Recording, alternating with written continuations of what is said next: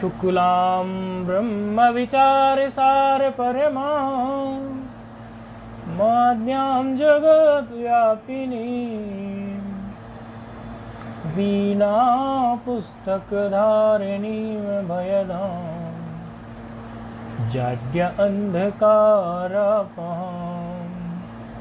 हस्ते स्फाटिक मालिकां विदधतीं पद्मासने संस्थितां वन्दे तां परमेश्वरीं भगवतीं बुद्धिप्रदां शारदां येनाक्षरसमाम्नाय मधिगम्य महेश्वरात् कृत्स्नं व्याकरणं प्रोक्तं तस्मै पाणिनये नमः।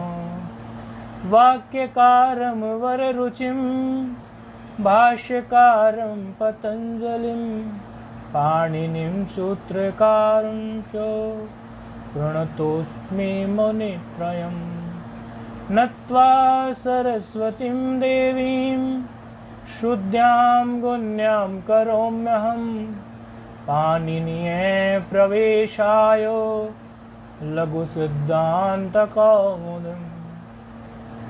ऐं ह्रीं ऋक् ऐं ऐऔच हयवरट्लन् यमगणनं झपयो गणदश जपगणदश खप चट चट तव कपय सससर हल इति माहेश्वराणि सूत्राणि।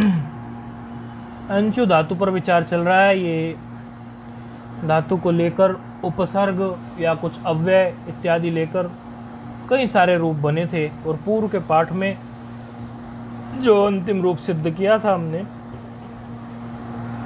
वो था साथ चलने वाले के लिए, साथी के लिए सदृच का बना था। सद्रंग सद्रयंचौ सद्रयंचः, इस प्रकार साथी के लिए ये शब्द है। इसमें सह पूर्वक अयंचु धातु थी और सह को सद्री आदेश सहस्य सद्री ही सूत्र से हुआ था।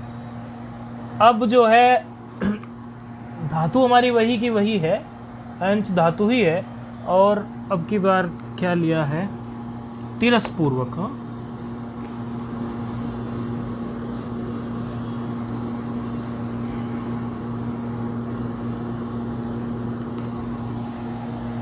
शब्द है तिरस, तिरछे का बोधक है ये तिरस। तिरस पूर्वक अंशु धातु है।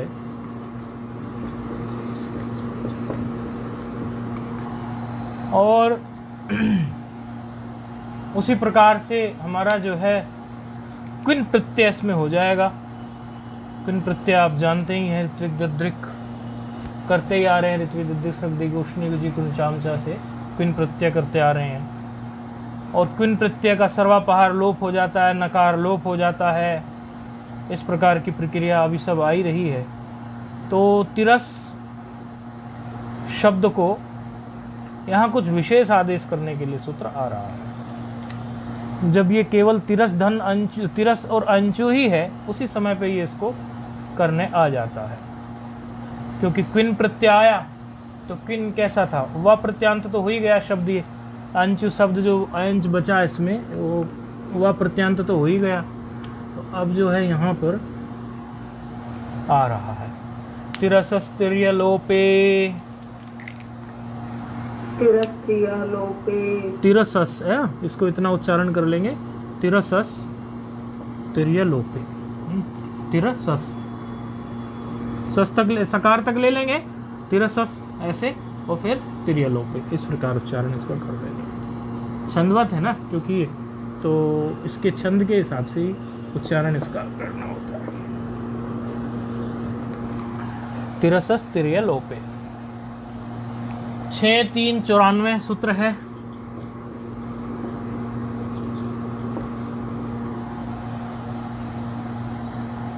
इसमें एक पद है अलोपे,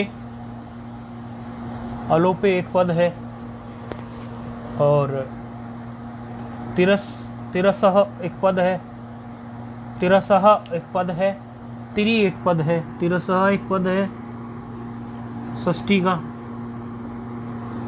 तिरी एक पद है प्रथमा का, आदेश होना है, अलोपे एक पद है सप्तमी का। इस प्रकार ये है।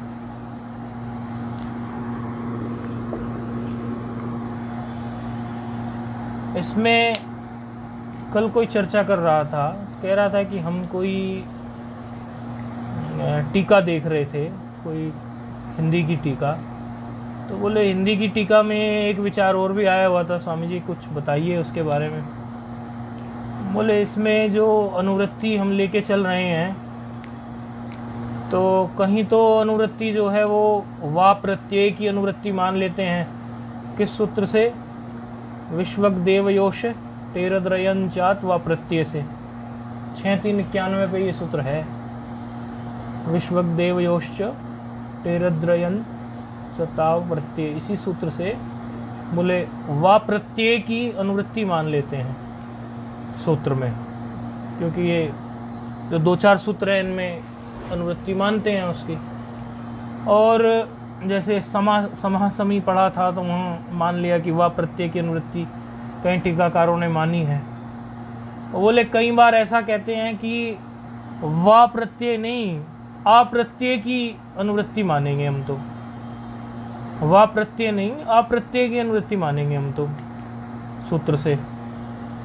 समासम ही सूत्र पढ़ा जैसे हमने, और आगे भी पढ़ा हमने सहस्य सद्री ही, दोनों में ही तो एक ही सूत्र से अनुवृत्ति आ रही थी, विश्वक देवयोश्च से ही। तो एक पक्ष में कह रहे हैं कि भाई यहाँ जो है वा प्रत्यय की अनुवृत्ति, बोले किसी टीका में लिखा है वा प्रत्यय नहीं अप्रत्यय पद आ रहा है, तो उसका फिर व्यवस्था ये देते हैं कि अप्रत्यय भी यदि आप मान लेंगे तो उसका अर्थ ये है, अप्रत्यय माने अविद्यमान प्रत्यय, अप्रत्यय माने जो प्रत्यय नहीं हो, अप्रत्यय माने अविद्यमान प्रत्यय। तो अविद्यमान प्रत्यय का मतलब ये हुआ कि क्विन प्रत्यय आया था और सर्वापहार लोप हो गया, उसी को अप्रत्यय कहा गया है यहाँ पर। और वा प्रत्यय यदि माने तो वा प्रत्यय को भी वकार वाला जो प्रत्यय उसका है वो वा प्रत्यय उसमें, क्योंकि वकार क्विन और क्विप में वकार तो होता ही है, तो वो जो वकार जो है उस वकार को मानते हुए वा प्रत्यय भी मान लेंगे तो भी कोई खास इसमें बात नहीं होगी। तो इस प्रकार इसका जो है ऐसे विचार किया जाता है, क्योंकि अविद्यमान प्रत्यय से भी क्विन और क्विप प्रत्ययों का ही विधान होगा, और वा प्रत्यय से जो आप कह रहे हैं वा प्रत्यय से भी उन्हीं को मानेंगे, वा प्रत्यय वाले वही तो थे, वा प्रत्यय वाले।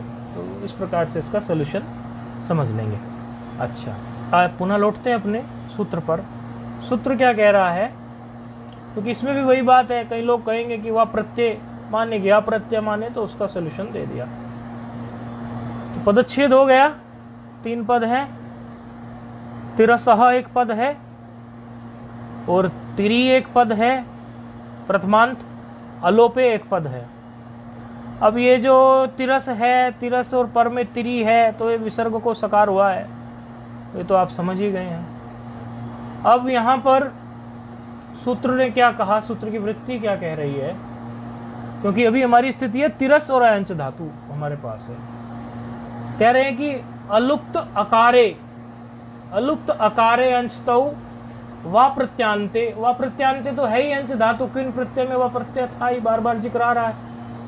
तिरस तिरसस तिरियादेश, कहना क्या चाह रहे हैं कि आकार का जब लोप ना हुआ हो, जिस धातु का आकार का लोप ना हुआ हो, तो आकार का लोप शस में होता है, सु औ जस अम औट सस, आउट तक तो सकार का लोप होता ही नहीं है सर्वनाम स्थान में, सकार का नहीं आकार का लोप शस में जाके होता है। अर्थात ये केवल जो है यहीं तक की बात कर रहे हैं जहां आकार का लोप ना हुआ हो। पहली बात ये समझ लें कि जहां आकार का लोप नहीं हुआ, अर्थात जिसके आकार का लोप नहीं हुआ, ऐसी वह प्रत्यांत अंशु धातु, वह प्रत्यांत तो है, चलो कोई बात नहीं, में तिरस को तिरी आदेश हो जाए। तो इतनी बात समझ लो कि जहां तिरस को तिरी आदेश तो हो रहा है, लेकिन सर्वत्र नहीं हो रहा है, प्रत्येक जगह नहीं हो रहा है। ये मत समझना अब 21 की 21 विभक्तियों में हो जाएगा। इन्होंने स्पष्ट कर दिया तिरस को तिरी आदेश कहाँ हो, जहां आकार लोप ना हो रहा हो। तो अकार लोप तो हमने देखा ही था, कहाँ होता था हमारा अकार लोप, शस की स्थिति में ही होता था। हाँ, उसी में होता था जहाँ पे भा संज्ञा होती थी, वहां पर अकार का लोप होता था। तो उससे पहले अकार का लोप होता नहीं था। तो यहीं पर जहाँ भा संज्ञा है वहां पर तिरस को तिरी आदेश नहीं होगा। जहाँ पे भा संज्ञा नहीं है वहां कर लेंगे, तो कर लेते हैं। तिरस को तिरी आदेश कर लिया हमने, कोई दिक्कत नहीं है। तिरस के स्थान पर तिरी बैठा दिया। अब तिरस के स्थान पर तिरी बैठा दिया हमने, तिरी आदेश कर दिया। तो अयंच को आप अच तक ले आएंगे, किस सूत्र के द्वारा लाएंगे, याद है जी? यकार का लोप करेंगे ना जी, बताती हूँ। हाँ, तिरस के लिए हो या किसी के लिए भी हो, अंश को अच तक लाते थे, यकार का लोप करते थे। वो तो सब में एक ही सूत्र के द्वारा होता था। इसमें ईकार का लोप होता था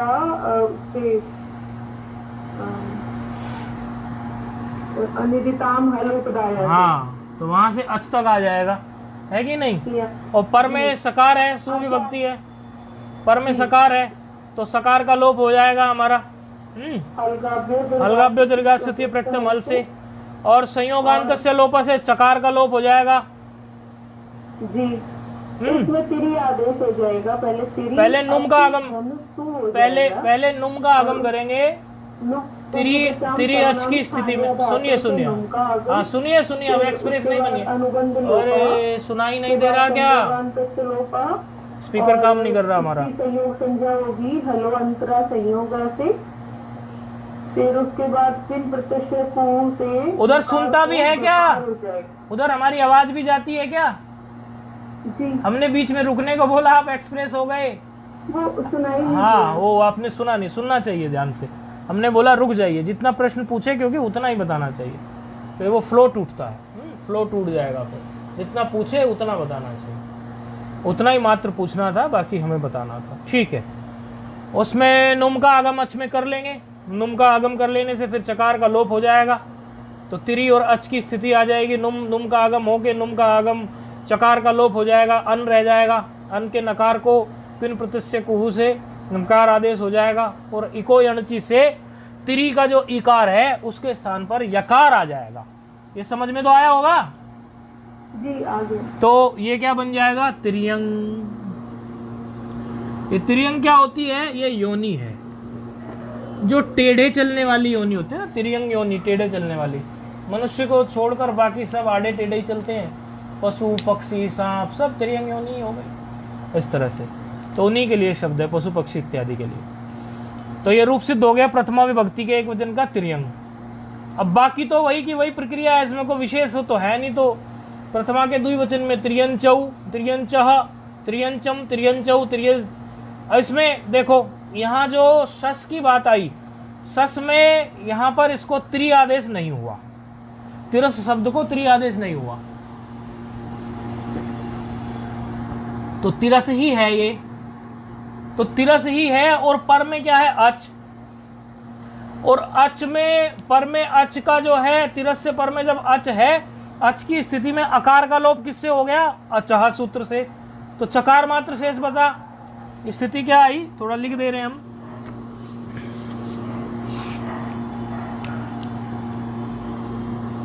तिरस को त्रि आदेश हुआ ही नहीं, और यहां पर तिरस के बाद में है हमारा अच, और पर में है हमारा सस का अस। अब तिरस को जब त्रि आदेश नहीं हुआ तो अच का अकार लोप हो गया हमारा अचह सूत्र से। अचह सूत्र हम देख के आए थे, वो आकार का लोप कर दिया, चकार मात्र रह गया। अब जब ये चकार रह गया तो यहाँ स्तोष्टु नास्तु लग जाएगा, और सकार को शकार हो जाएगा, क्योंकि सकार तवर्ग के साथ यदि शकार चवर्ग का योग हो तो सकार तवर्ग को शकार चवर्ग आदेश हो जाए, तो सकार के स्थान पर शकार हो गया, तो तिरश हो गया, और चकार है पर में, तो तिरष्ट, और मिला देंगे अस्कोस के साथ तो क्या बन जाएगा, तिरष्ट। ये इसमें विशेष बात थी। बाकी सभी में जिनमें भा संज्ञा है उन सभी में त्रि आदेश होगा नहीं होगा, तो रूप क्या बन जाएगा फिर, तिरश्चा, टा में तिरश्चा। और आपका व्याम की स्थिति में यहाँ पर क्या होगा, व्याम की स्थिति में यहाँ पे तिरस को त्रि आदेश हो सकता है कि नहीं हो सकता है, जी। क्यों? जी। तिरस्को त्रि आदेश भ्याम की स्थिति में क्यों होगा? क्योंकि आजादी विभक्ति नहीं है ना, ये नहीं, संभाषण सूत्र, में नहीं है। हाँ, सूत्र क्या कहता था? अच्छा, हाँ, नहीं कौन सा नहीं, सूत्र? ये तिरस्स त्रियलोपे। तिरस्क्रिय लोपे कहता है कि तिरस को त्रि आदेश हो जाए जिसके आकार का लोप न हुआ हो।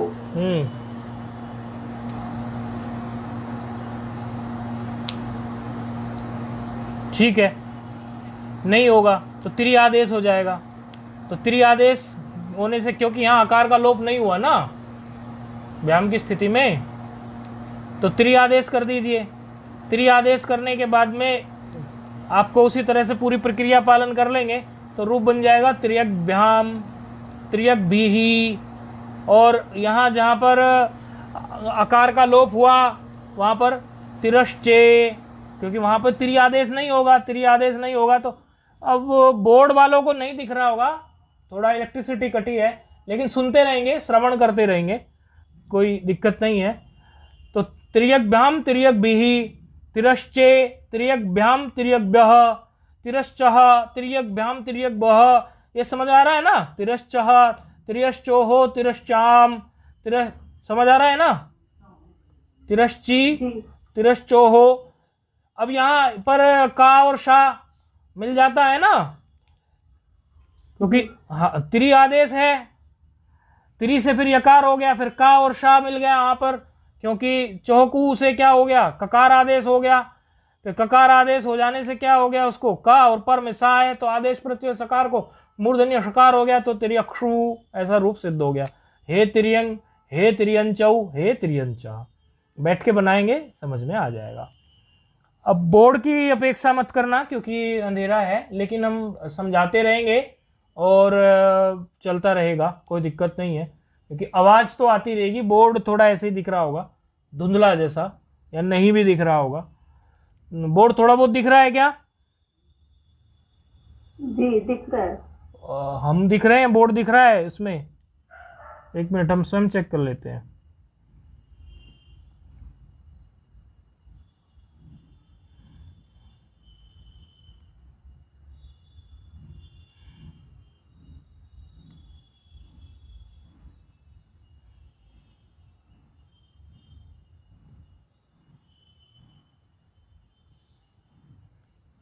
अंधेरा सा दिख रहा है। चलो थोड़ा तो चलाते हैं पाठ, देखते हैं, हो सकता है इलेक्ट्रिसिटी आ जाए। आ गई तो ठीक है, नहीं श्रवण तो करिए। आगे जो है, क्योंकि अब फ्लो तोड़ना ठीक नहीं।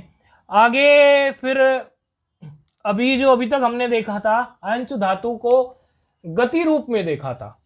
अब पूजा के रूप में जब अंश धातु जब पूजा अर्थ में आए तो ऐसी स्थिति में क्या करना चाहिए? तो जो पूजा के अर्थ में धातु जब आएगी तो वही प्रापूर्वक जब अयंचु धातु होगी, जो रूप आप पहले बना चुके हैं प्रापूर्वक ही, लेकिन अब जो अयंचु धातु का जो अर्थ होगा वो होगा पूजा। अभी तक क्या था? गति। तो पूजा के अर्थ में सूत्र आ रहा है, बोर्ड पे हम नहीं लिखेंगे, डिस्प्ले कराने वाले करा पाएंगे तो करा लेंगे। तो आ रहा है नांचे पूजायाम, नांचे पूजायाम। इसमें पूजायाम एक पद है सप्तमी का, और ना अव्यय है, और ना षष्ठी का पद है, ना षष्ट्यांत है, और अंचे है पद है षष्ट्यांत। ये भी तीन पद हैं। सूत्र क्या कह रहा है कि पूजा अर्थ में, अर्थात पूजा अर्थस्य अयंचु धातु जो ये है, इसके उपदा का जो नकार है उसका लोप नहीं हो। पहले नकार का लोप करते आए थे ना, किससे? अनदिताम हल उपदाया इंगति से ऐसे करते आए ना। तो अब ये नांचे पूजायाम ने उसको बाद कर दिया। ठीक है, ये कह रहा है कि ये जो पूजा अर्थ में यदि अंशु धातु हो तो तब जो इसका नकार है उसका लोप नहीं हो। तो ठीक है, प्रापूर्व में हो गया और अंश रह गया, ऐसा का ऐसा ही। नकार का लोप इसमें किया नहीं, तो नकार का लोप जब नहीं हुआ तो प्र अंश और पर में सु का सकार है, तो फिर क्या होगा इससे? अब जब चूंकि इसके नकार का लोप भी नहीं हुआ तो नकार का लोप नहीं हुआ तो उगितचाम सर्वनाम स्थाने भी नहीं लगेगा। क्यों नहीं लगेगा? उगितचाम तो लगता ही तब है जब उसमें नकार का लोप हुआ हो एंचु धातु के, तो नुम का आगम भी नहीं होगा। अब नहीं, नकार का लोप नहीं, सॉरी, वो नुम का आगम करता है ना, उगितचाम सर्वनाम स्थाने नुम का आगम करता है। तो नुम का आगम कब करता है वो? जब न लोप। उगितचाम सर्वनाम स्थाने या धातो हो। याद है इसकी वृत्ति? कुछ है दिमाग में? उगितचाम सर्वनाम स्थाने अधातो हो क्या करता है? कहता है अधातो और उगितो न लोपिनो, अर्थात ये क्या करता है कि नुम का आगम करता है जब नकार का लोप हो। किसमें? अयंचु धातु में। ऐसी स्थिति में उगित हो, उगित तो है ही ये, अयंचु में उकार हुआ था कि नहीं हुआ था, उगित तो है ही। तो ऐसी स्थिति में ये क्या करता है, धातु भिन्न जो उगित शब्द है और अयंच धातु है, तो अंग से परे, इलेक्ट्रिसिटी आ गई, अंग से परे सर्वनाम स्थान पे ये नुम का आगम करता है। ये तो काफी कम आई। तो यहां पर क्या करेंगे हम? अभी हमारी स्थिति है यहां पर प्र और धातु अब जो है वह है किसमें? पूजा अर्थ में। अब धातु हमारी गति अर्थ में नहीं है, तो जब गति अर्थ में नहीं है तो नकार का लोप नहीं हुआ, तो नुम भी नहीं होगा, तो क्या रह गया हमारा फिर? प्रांच। हाँ, मिला देंगे, क्या हो गया? प्रांच। अकसवर्ण दीर्घ हो जाएगा तो क्या हो जाएगा? प्रांच। और धन सु, अंश है ना पर में, तो प्रांच हो जाएगा ना, क्योंकि और तो कोई कार्य होना नहीं। अच्छा, सकार का लोप कर लेंगे। किससे कर लेंगे? हल्गाप्य दीर्घा सुति से हो ही जाएगा। और संयोगांतस्य लोपा से क्या कर लेंगे? संयोग संज्ञा है यकार की और चकार की, तो उससे चकार का लोप हो जाएगा। तो क्या रह गया? प्राण। और प्राण की फिर रूप बिल्कुल वैसा ही सिद्ध हो रहा है जैसा वहां पर सिद्ध हो रहा था, लेकिन अब बोर्ड क्लियर इसीलिए दिख रहा है क्योंकि थोड़ी सी इलेक्ट्रिसिटी आई है। किसी ने मैसेज किया बोर्ड अब दिख रहा है क्लियर, वो अभी दिखा है। रूप बिल्कुल उसी की तरह सिद्ध हो रहा है, क्योंकि यहां जो इसकी शस से पहले पहले की जो विभक्ति होंगी उनमें बिल्कुल भी परिवर्तन नहीं नजर आएगा। ये जो नुम का आगम ना होना और ये यकार का लोप ना होना, ये सब में बिल्कुल भी आपको अंतर नजर नहीं आएगा, लेकिन जहां शस आ जाएगा वहां आपको अंतर स्पष्ट नजर आ जाएगा। तो प्रथमा का एक वचन तो स्वरूप उसी तरह दिखेगा, प्रक्रिया अलग है, लेकिन जो रूप बना है वो प्रांग ही बना, वो प्रांचो ही बना, वो प्रांच ही बना कहीं पे। क्योंकि होता क्या था, ये वहां प्रांचो क्यों था? वहां प्रांचो इसलिए था क्योंकि वहां नुम का आगम हो जाता था। तो नुम का आगम होके फिर उसमें क्या होता था? नुम से फिर उसके बाद नश्च पदांत से जली लग जाता था, और नुम का आगम होने के बाद वो नकार को क्या था? अनुस्वार बना देता था, और वो वही अनुस्वार से यही पर सवर्ण से यकार बन जाता था। तो ऐसी स्थिति खड़ी हो जाती है। और यहां पर जब ये सब कार्य नहीं हो रहा है तो यहां पर अयंच ऐसी की ऐसी है, मिलई मात्र तो है, प्रांच और औ तो प्रांचौ, तो अर्थ मतलब प्रक्रिया अलग है लेकिन रूप तो वही दिख रहा है, लेकिन आगे थोड़ा अभी अंतर आएगा। प्रांच, प्रांचम, फिर प्रांचौ। अब शस की जब स्थिति आएगी तो प्रांच तक तो आप ले आएंगे, प्रांच तो आप समझ गए, प्रा है अयंच का, अयंच समझ आ रहा है ना जी। तो अस्पर में है, यहां तक आप ले आएंगे। अब जब यहां नकार लोप नहीं हुआ तो नकार लोप, क्योंकि जो आगे सूत्र आता है अचह, अचह क्या करता था? आकार का लोप किसमें? भाषंज्ञक में। लेकिन कब? जिसके नकार का लोप हुआ हो उसी के आकार का वो लोप करता था। ऐसी कंडीशन अचह सूत्र की थी। लेकिन यहां जब नकार का ही लोप नहीं हुआ तो अचह आकार का लोप कहां से कर देगा? तो नहीं करेगा आकार का लोप। तो प्रांच अस की स्थिति ऐसी बन जाएगी। तो क्योंकि उसमें लिखा ही हुआ था कि लुप्त नकारस्य, यानी लुप्त हुआ हो जहां नकार वहां आकार का लोप करूंगा, नहीं लगा। अच्छा, जब यहां पर अचह नहीं लगा तो चौ भी नहीं लगा। चौ तब लगता था जब नकार का और आकार का लोप हुआ हो। याद आ रही है ये सब एक दूसरे पे कैसे डिपेंड करते थे ये सूत्र? चौ दीर्घ करता था तो चौ ने दीर्घ भी नहीं किया, तो केवल जो है सवर्ण दीर्घ हो गए, हमारा क्या बन गया? रूप जो है प्रांच। और वहां का याद है आपको क्या बना था? याद है? प्रांगवे। वहां पर जब ये धातु हमारी गति अर्थ थी, पूजा अर्थ नहीं थी, क्या बना था? प्राचः। प्राचः। क्यों? क्योंकि प्रा में अण को क्या हो गया था, दीर्घ हो गया था, और अच के आकार का लोप हो गया था, उसके कारण वहां प्राचः बन गया था। लेकिन यहां पर क्या हुआ, इस प्रकार की कोई प्रक्रिया नहीं हुई, तो यहां पर प्रांचः रूप सिद्ध हो गया। अच्छा, आगे चलेंगे। आगे की प्रक्रिया में क्या होगा, उसी तरह से हमारा जो है टा में चलेंगे, तो टा में क्या हो गया, प्रांचा, भ्याम में प्रांग भ्याम, उसी की तरह जैसे प्रथमा में था, कोई खास परिवर्तन नहीं, भ्याम है खाली मिलाया मात्र प्राग भ्याम। थोड़ा अंतर क्या है यहाँ पर, अंतर ये है कि जब आप इसमें संयोगांतों के क्या करेंगे, क्विन प्रत्यय से कुहुई लगा देंगे, वहां भी क्विन प्रत्यय से कुहुई लगाया था, तो नकार को गकार हो जाएगा, बस इतना मात्र है। तो क्या हो गया, वहां पे प्रांग भ्याम हो जाएगा।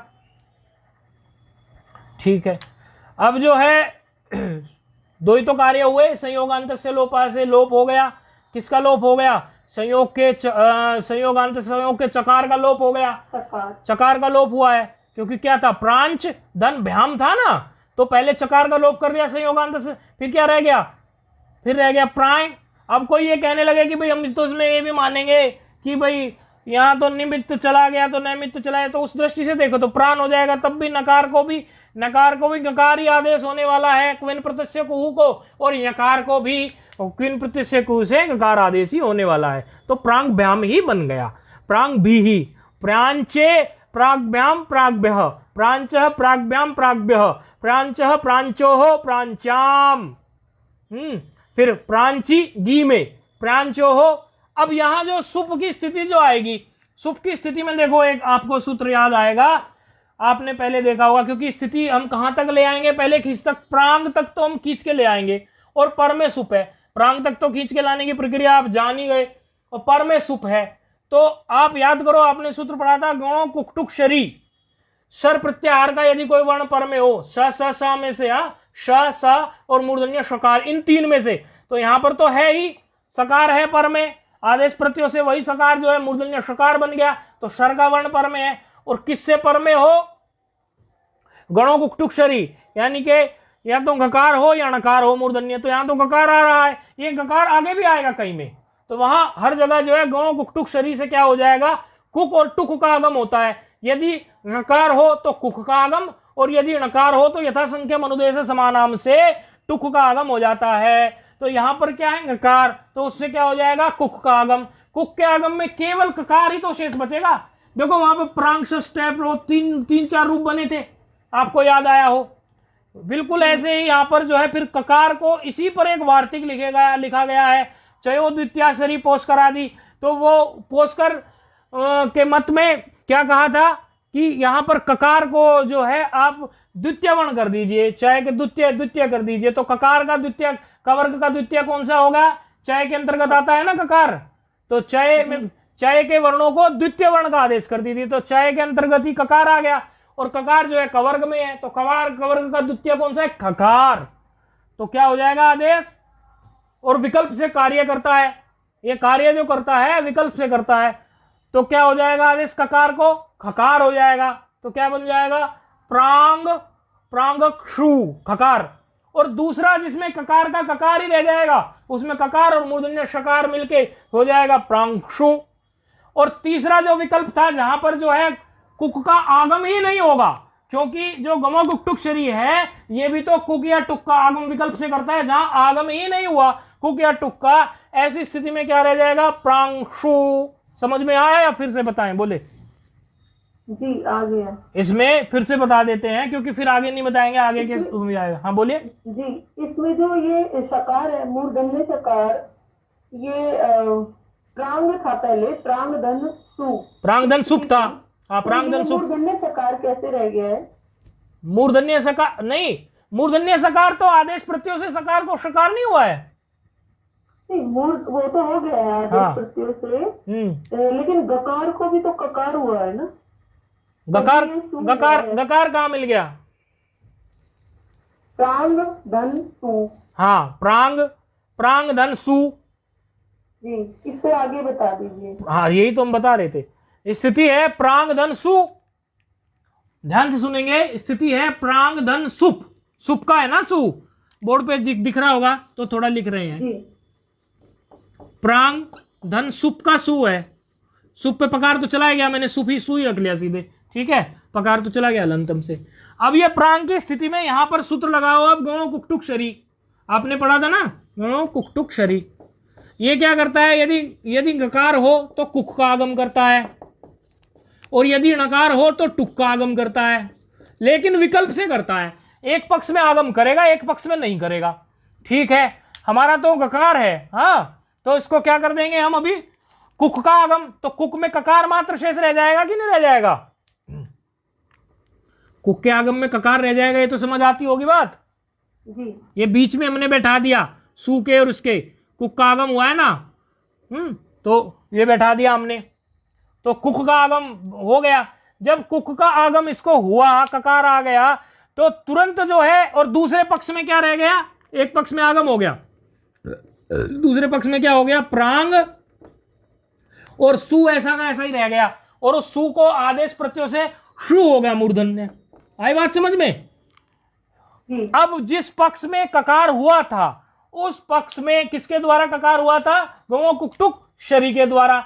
वहां जो है चयो द्वितीय शरी पोषकर आदि जो हमारा वार्तिक उस पर लिखा गया है सूत्र पर, गणो कुक्टुक शरी पर, वो वार्तिक ये कहता है कि चय प्रत्याहार के जो वर्ण है, ये ककार चय प्रत्याहार में आता है कि नहीं आता है, इन वर्णों को वर्ग का उन्हीं जिस वर्ग के हो उसका द्वितीय वर्ण हो जाए, तो एक कवर्ग का है प्रांग का सु, ऐसी स्थिति आ गई ना, सुप का सु है, तो ककार को द्वितीय क्या हो गया, खकार,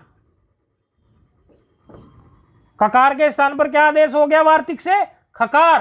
पहले ककार किया था गणो कुक्टुक शरी ने, और वार्तिक ने ककार को भी खकार बना दिया। ठीक है, तो क्या हो गया ये प्रांग सु, और सु में फिर मूर्धन्य शकार हो ही जाता है आदेश प्रत्ययों से, तो एक रूप हमारा क्या बन गया, प्रांग, प्रांग खुशु, प्रांग खुशु, हाँ खकार है। ठीक है, अब दूसरे पक्ष में, जिस पक्ष में इसने वार्तिक भी विकल्प से काम करता है, जिस पक्ष में इसने ककार को खकार नहीं बनाया, एक पक्ष में इसने ककार को खकार नहीं बनाया, उस पक्ष में तो ककार ककार ही रह जाएगा ना, और ककार और शकार मिलकर क्या हो जाएगा, मिलकर संयुक्त वर्ण हो जाएगा ना, प्रांगशु, ऐसे इस तरह तीन रूप हो गए। बात समझ में आई, अभी आई समझ में जी, आ गई। बस यही प्रक्रिया थी पूरी, और संबोधन में हे प्रांग, हे प्रांचव, हे प्रांच। अब ठीक है, इसमें थोड़ा परिश्रम हो गया, तो आगे जो है आगे के रूप में परिश्रम नहीं होगा, क्योंकि वो बिल्कुल इसके जैसा ही है, तो उसमें कोई परिश्रम नहीं होगा। ये आपने बना ही लिया, ये पूजा करने के अर्थ में है, इसका है कि उत्तम रीति से जो पूजा करता हो उसको कहेंगे प्रांच या प्रांग या प्रांचव, उन दो को, और प्रांच बहुवचन में। इस प्रकार आगे देखो यही शब्द हैं, ये सब इनको फटाफट देखते चले जाएंगे। आगे जो है प्रति उपसर्ग लेके, जैसे प्रति उपसर्ग लेके पहले किया था, अब पहले प्रा हुआ फिर प्रति आया था वहां पर, यहां पर भी प्रति आ गया पूजा अर्थ में, बस अंतर क्या रहेगा, यकार का लोप नहीं होगा, रूप सिद्ध बाकी उसी तरह हो जाएगा, प्रत्यंग प्रत्यंचौ प्रत्यंचः, प्रत्यंचम प्रत्यंचौ प्रत्यंचः, प्रत्यंचा प्रत्यग्भ्याम प्रत्यग्भिः, प्रत्यंचे प्रत्यग्भ्याम प्रत्यग्भ्याम, अंतर कुछ नहीं आया है इसमें। और गमो कुक्टुक शरी का जो कार्य है आपको थोड़ा नया सा लगता था, वो समझा ही दिया है, तो इसको आप पूरी तरह से कर लेंगे। आगे फिर जो है बस खाली क्या अंतर आता जा रहा है कि जो यकार का लोप होता था अनिदिताम अलुपदायंगिति से, वो यहाँ नहीं हो रहा है। क्यों? उसका जो है यहाँ पर विरोध कर दिया, उसका अपवाद कर दिया, मना कर दिया। किसने? नांचे है पूजायाम ने कहा कि नहीं, जब पूजा अर्थ में अंश धातु हो तब आप यकार का लोप नहीं करना। ठीक है, फिर उद शब्द को लेके आया था उसी तरह। अब ये तो प्रत्यंग हमने पढ़ लिया, तो विपरीत रीति से पूजा करने वाले को प्रत्यंग कहते हैं, जो विपरीत रीति से पूजा करे। अब उदुपसर्ग उत्कृष्ट रीति से पूजा करने के लिए उसमें उत्यंच बन जाएगा, उसी तरह से जैसे प्रांग बना, प्रत्यंग बना, तो इसमें उदंग बन जाएगा। ये तो सब आप बना के आए हो। अंतर तो थोड़ा थोड़ा जहां जहां आएगा, जैसे प्रथमा के बहुवचन में आया और फिर बाकी इनमें आ गया, भय संज्ञकों में, वो सब जहां लोप नहीं हुआ उस तरह से होता चला गया। इस रूप को भी सिद्ध कर लेंगे। उद्यंग उद्यंचौ उद्यंचः उद्यंचम उद्यंचौ उद्यंचः उद्यंचा उद्यग्भ्याम उद्यंगभिः उद्यंचे उद्यग्भ्याम उद्यग्भ्यः उद्यंचः उद्यग्भ्याम उद्यंगभ्यः उद्यंचः उद्यंचोः उद्यंचाम उद्यंची उद्यंचोः उद्यंग उद्यंक्षु, खकार है, उद्यंक्षु उद्यंक्षु उद्यंक्षु, ऐसे इसका है थोड़ा। हे उद्यंग हे उद्यंचो हे उद्यंचा, बिल्कुल वैसे ही रूप है। तीसरा जो है सम उपसर्ग लगा के हम बना के आए थे, तो यहाँ पर सम्यक हो जाएगा, सम्यक रीति से पूजा करने वाला हो, वो तो वहां था सम्यक रीति से चलने वाला। वहां के सम्यक का क्या अर्थ निकला था? सम्यक रीति से चलने वाला, क्योंकि गति अर्थ था उस समय। और यहां पर जो है पूजा अर्थ है इसी धातु का, तो सम्यक रीति से पूजा करने वाला अर्थ निकल आएगा। और रूप उसी तरह बन जाएगा सम्यक, सम्यंचौ, सम्यंच। उसी तरह इन रूपों की सिद्धि कर लेंगे, सम्यंचम, सम्यंचौ, सम्यंचा, सम्यंचा, सम्यक व्याम, सम्यक भी, ये उसी तरह से रूप चला लेंगे। फिर जो है उसी तरह सद्री जो था, साथ साथ दो लोग पूजा करते हो तो साथ साथ पूजा करने वाले को, जैसे वहां साथ साथ चलने वालों को साथी कह दिया था, यहां साथ साथ पूजा करने वालों को कह दिया सद्रंच। और उसी तरह जो है रूप हमारा सिद्ध हो जाएगा, सद्रंग, सद्रंचौ, सद्रंच, सद्रंचम, सद्रंचौ, सद्रंचः, सद्रंचा, सद्रंभ्याम, सद्रंभिः, सद्रंचे, सद्रंभ्याम, सद्रंभ्यः, सद्रंचः, सद्रंभ्याम, सद्रंभ्यः, सद्रंचः, सद्रंचोः, सद्रंचाम, सद्रंची, सद्रंचोः, सद्रंक्षु, सद्रंक्षु, सद्रंक्षु। इस प्रकार हे सद्रंग, हे सद्रंचो, हे सद्रंचः, इस प्रकार हो जाएगा। इसमें भी कोई विशेष नहीं। और त्रि शब्द को जब हमने वहां पे किया था आदेश, उसी हिसाब से विपरीत रीति से पूजा करने वाले को, जैसे कोई तिरछा विरछा चलता हो उसको त्रियंग कहते थे। तो यहाँ जो पूजा अर्थ में जो धातु है, यहाँ त्रियंग का अर्थ जो है, एक ही शब्द के देखो कितने, एक ही धातु से कितने रूप अलग अलग बन रहे हैं। त्रियंग देख के इसलिए आगे पीछे का विचार करना पड़ेगा, इस त्रियंग का अर्थ त्रियंग योनि से है या इस त्रियंग का अर्थ विपरीत रीति से पूजा करने वाला है। वो आगे पीछे के वाक्यों को देखकर भाष्य इत्यादि से निर्णय संस्कृत वाङ्मय में निकालना पड़ता है। तो यहाँ पर त्रियंग, त्रियंचौ, त्रियंचः, ये सब उसी तरह के रूप है, इसीलिए हम इनको बताने में कोई वो नहीं कर रहे। आपको कोई कठिनाई इनमें नहीं आएगी? कोई कठिनाई आएगी क्या? जी नहीं, बन जाएंगे। हाँ बिल्कुल, क्योंकि ये सब उसी तरह के रूप हैं, इसमें कोई भिन्नता नहीं है। तो ये सारे रूप आप त्रियंग, त्रियंग, त्रियंचौ, त्रियंचः, त्रियंचम, त्रियंचौ, त्रियंचः, ये सब रूप जो है आप सिद्ध कर लेंगे। इसमें और कोई विशेष कार्य इसमें कुछ होने वाला नहीं है, आप इसमें सिद्ध करने में कोई आपको दिक्कत नहीं आएगी। अब एक धातु है, कृंच धातु है। तो कृंच धातु जो है गति कौटिल्य भवादि गण की है और परस्मय पदी धातु है। इसमें भी क्विन प्रत्यय होता है, किससे? ऋत्विक, दद्रिक, स्रक, दिग, उष्णिक, इंचिक, उचिन, चांस से। ऋत्विक, दद्रिक से ही इसमें क्विन प्रत्यय होता आता है, चला जाता है। अनदिताम से इसमें लोप प्राप्त होने से लोप प्राप्त होता है, लेकिन इसको निपातन करने से लोप कराते नहीं है। ऐसे ही शब्द बनाने की उनको जरूरत है, तो वो कृंच ही रखते हैं, इसको लोप कराते नहीं है। शब्द ऐसी ही जरूरत है। इसका निर्णय भाष्य में हुआ है कि इसका लोप नहीं कराना है, कि लोप की प्राप्ति नहीं है, इसको लोप नहीं कराना है। तो ये क्या है? इसमें कृंच, कृंच में सु आया, सकार, बिल्कुल ऐसा ही है, इसलिए बताए जा रहे हैं। सु से सकार रह गया, हलज्ञाभ्यो से सकार का आप लोप कर लेंगे, संयोगांतस्य से उसी तरह से आप कर लेंगे किसका? चकार का लोप।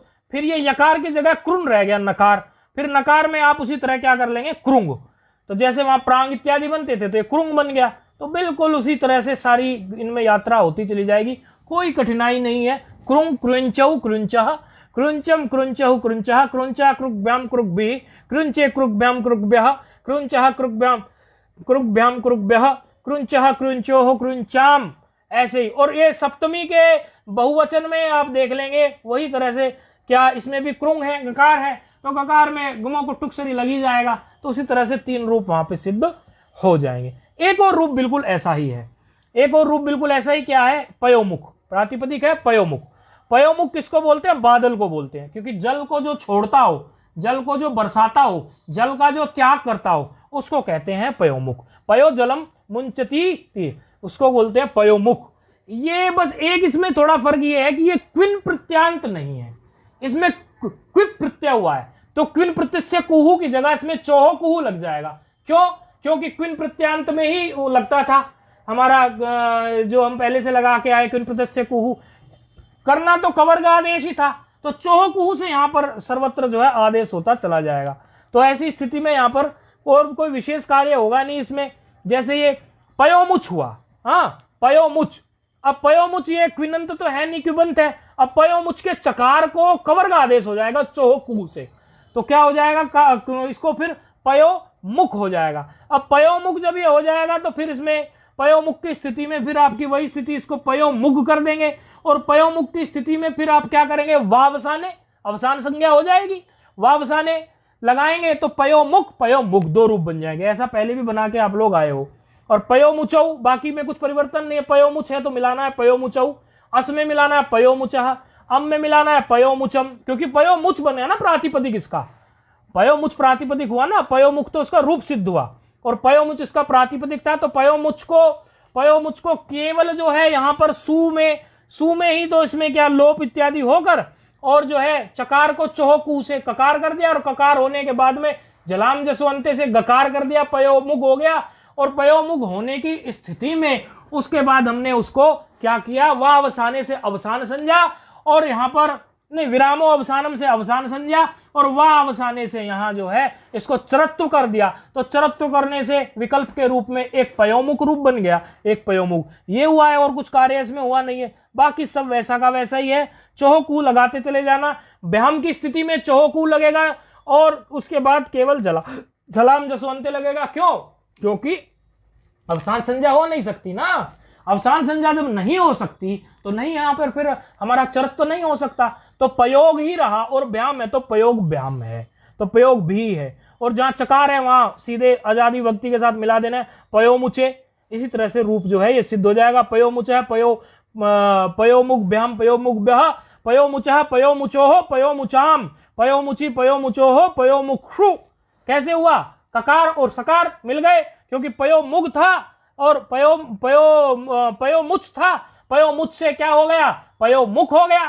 किससे? चोहकुह से। और बाकी कोई यहां संभावना थी नहीं कि ककार को हम गकार बनाते, ऐसी कोई संभावना यहां थी नहीं, तो सीधे जो है ककार और सकार मिलके पयोमुक्षु बन गया। और संबोधन में हे पयोमुख हे पयोमुख हे पयोमुचौ हे पयोमुचः, बादल का संबोधन है, ये बादल को बोलते हैं। तो सर्वत्र इस प्रकार का कार्य हम कर लेंगे। इसमें हाँ एक चीज हम थोड़ा बताने में थोड़ी भूल हुई, ये जो यहां पर इसमें जो इसका रूप होगा सप्तमी का, इसमें इन्होंने पहले क्या किया है, झलाम जसवंते से क्या बनाया इसको? गकार, और गकार के बाद फिर खरीचो से चरत्व किया। वहां चरत्व करते थे किससे? वाह अवसाने से चरत्व करते थे, यहां चरत्व कर लिया क्योंकि सु पर में है तो खर पर में है, झलो को चर आदेश हो जाए तो यहां तब चर किया। यानी पहले पयोच आपका जो पयोमुच था उस पयोमुच को पहले पयोमुख बनाया, पयोमुख को फिर झलाम जसवंते से पयोमुख बनाया और फिर खरीच से पयोमुख को पयोमुख बनाया और पर में सु को आदेश प्रत्यो से सु आदेश व मूर्धन्य सकार और मिलाने से संयुक्त वर्ण पयोमुक्षु बन गया। बात समझ में आई? कोई कठिनाई हो तो बताइए, बताएंगे हम। जी समझ आ गई। तो इस प्रकार से यहां तक की रूप सिद्धि आप देख लेंगे और इसको जो है आप सभी रूपों को एक बार अपने हाथ से सिद्ध करके देख लेंगे। पर्याप्त रूप हो गए हैं आप कहें आगे पाठ चलाएं? जी नहीं, 7 हो गए हैं। ठीक है। ओम पूर्णमदः पूर्णमिदं पूर्णात् पूर्णमुदच्यते पूर्णस्य पूर्णमादाय पूर्णमेवावशिष्यते। ओम शांति शांति शांति। प्रणाम।